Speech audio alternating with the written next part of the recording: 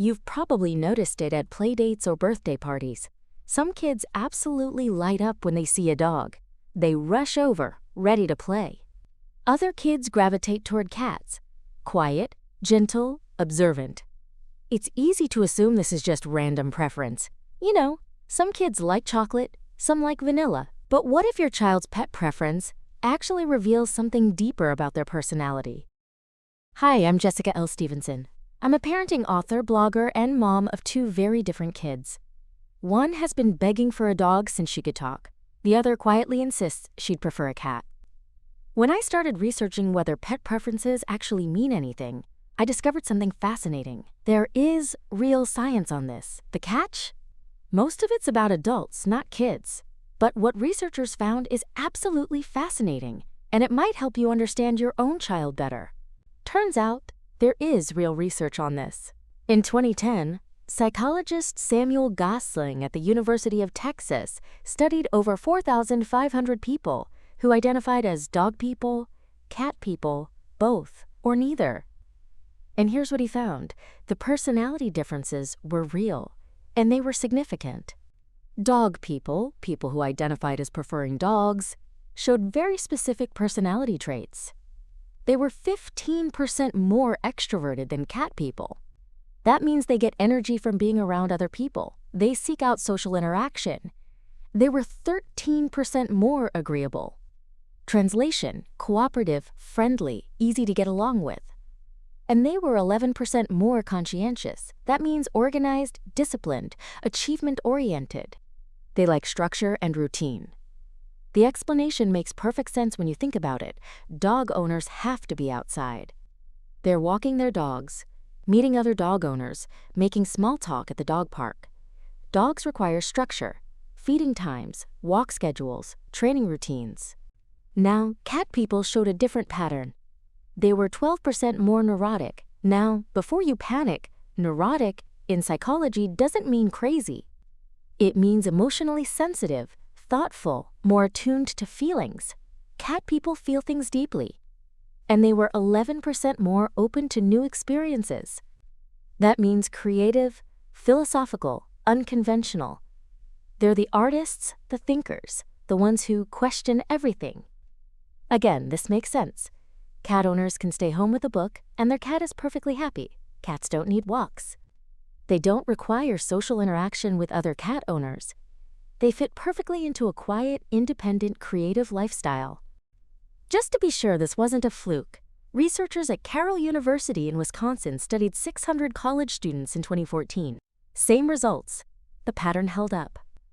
So for adults, the science is clear. Dog people and cat people really are different. Okay, so that's adults. But what about kids? Does your 5-year-old who wants a dog have a different personality than your 7-year-old who wants a cat? Here's the honest truth. Research specifically on children's animal preferences and personality is limited, very limited. Most studies focus on the benefits of pet ownership, how having a pet helps kids, rather than what the preference itself reveals.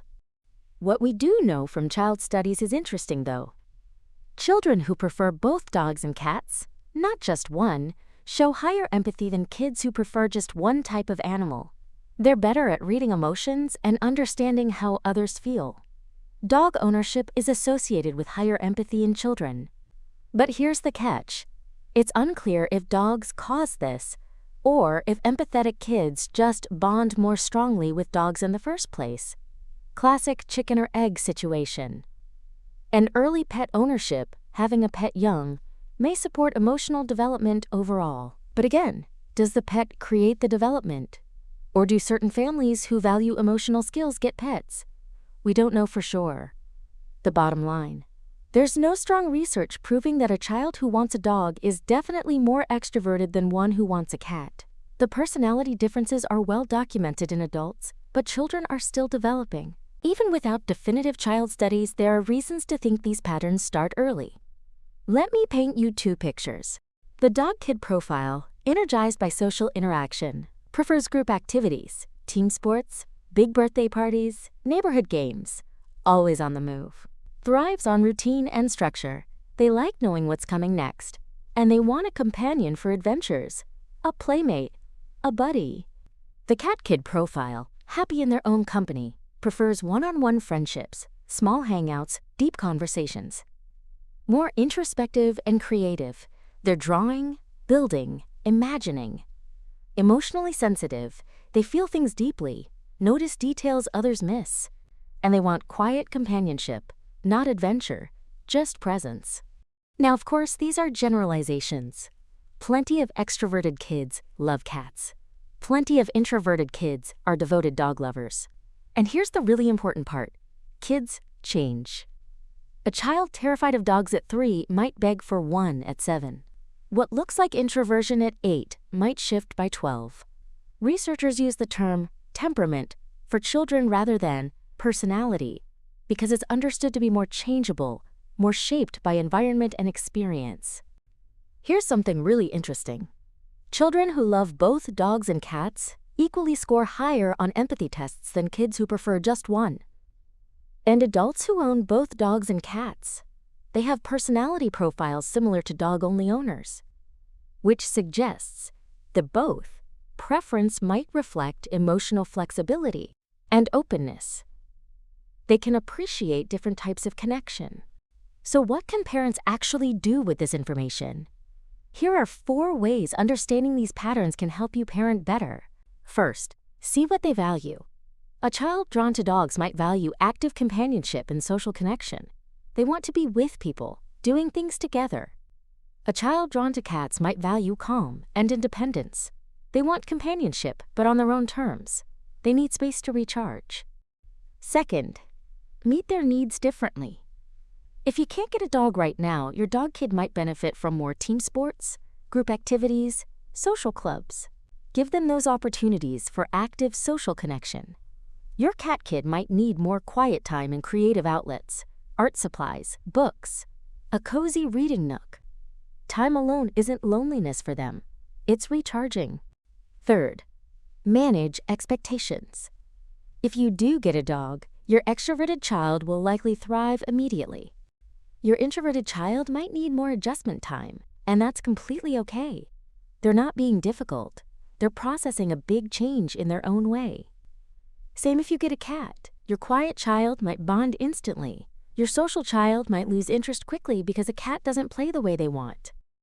And fourth, appreciate differences. Instead of wondering why your siblings are so different, celebrate that they're drawn to different things for different reasons. It's not random. It makes sense when you understand their temperament. Here's what science still can't tell us. Do certain personalities gravitate towards certain animals, or do the animals shape us? Does an extroverted child want a dog because they're outgoing, or would having a dog make them more social? Does a quiet child prefer cats because they're introverted, or would caring for a cat reinforce that preference for calm? It's likely both. It's probably a feedback loop. Your personality influences what you're drawn to, and then that choice reinforces who you become. And honestly, that's what makes it so fascinating. Here's my personal take. As a mom of 2 very different kids, one who's been begging for a dog since she could talk, the other who quietly insists he'd prefer a cat, I find these patterns absolutely fascinating. When I step back and look at their personalities, the preferences make perfect sense. My dog wanter is the extrovert who organizes neighborhood games, who's on 2 sports teams, who has 10 friends over for her birthday. My cat lover is the one happiest curled up with a book, who'd rather have one close friend than a crowd, who processes everything internally before sharing. Maybe it's confirmation bias. Maybe I'm seeing patterns because I want to. But either way, paying attention to what they're drawn to has helped me understand what makes each of them tick. And that's made me a better parent to both of them. So here's what you need to know. Research on adults shows clear personality differences between dog people and cat people. Dog people are more extroverted, agreeable, and conscientious. Cat people are more emotionally sensitive and open to new experiences. Research on kids is limited, but the patterns might start early. A child's pet preference might give you clues about their temperament, what energizes them, what they need, how they connect. But, and this is crucial, kids change. Temperament isn't fixed. Use this as a lens to understand them, not a box to put them in. And if your child loves both equally, that's a sign of empathy and emotional flexibility. That's beautiful. At the end of the day, whether your child wants a dog, a cat, both, or neither, they're telling you something about who they are and what they need. Listen to that, honor it, and remember, there's no better preference. Dog kids and cat kids are just different, and that's exactly what makes parenting so endlessly interesting. Now I want to hear from you. Is your child a dog kid or a cat kid? And does their personality match what I described? Drop your answer in the comments. I'm so curious to see if these patterns hold up. And if this video helped you see your child in a new light, please hit that like button and subscribe for weekly parenting insights backed by real research. My book, Step-by-Step Guide to Preschool Readiness, covers ages 2 and above and is linked below if you want more evidence-based parenting strategies. Thank you for watching. Let's continue this conversation in the comments. Remember, you're doing an amazing job paying attention to who your child really is. The fact that you're here, learning, trying to understand them better, that makes you an incredible parent. I'll see you in the comments, and I'll see you in the next video. This is Jessica, and you're watching Jessica's Parenting Journal. Please note that this video is for educational and informational purposes only, not parenting advice. Consult qualified professionals for guidance specific to your child. Thank you.